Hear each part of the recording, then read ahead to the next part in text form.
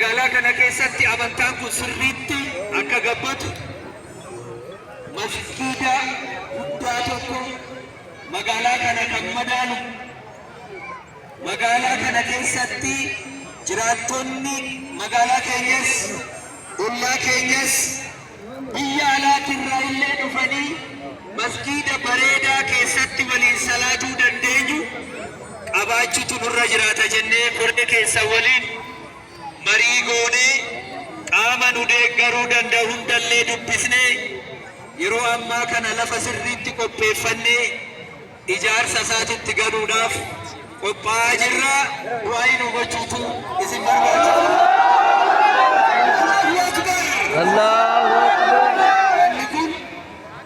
Masjiidni nu magaalaa kana keessatti qabnu dhugaa dubbachuudhaaf nama baay'ee keessummeessuu hin danda'u. Akkasumas immoo magaalaatti nu magaalaa Finfinnee magaalaa guddoo Itoophiyaa keessatti ishii lammaffaa taate masjiida kana madaalu tokko miti nu barbaachisu lama nu barbaachisaa sadi nu barbaachisaa kanaa olillee nu barbaachisa. Kana qofa nuti masjiidota qabamu kanaan dura itti fayyadamnu ol guddisuu nurra jiraata.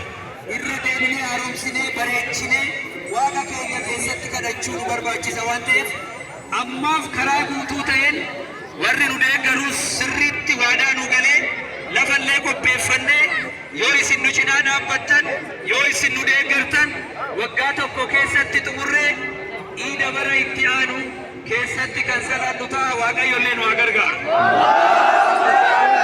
የተከበራችሁ የከተማችን እስልምና ሃይማኖት ተከታዮች በሙሉ ሁልጊዜ ከጎናችን ናችሁ፣ ሁልጊዜ ከመንግስት ጎን ናችሁ።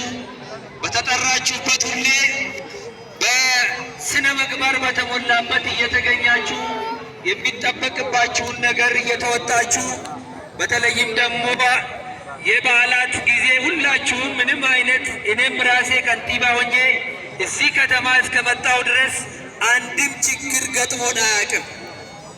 በበዓላችሁ አንድም ችግር ገጥሞን አያውቅም።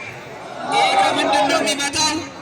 ምን አይነት ሃይማኖተኛ እንደሆናችሁ፣ በምን አይነት ሃይማኖታችሁን እንደምትወዱ፣ እንዴት ለሃይማኖታችሁ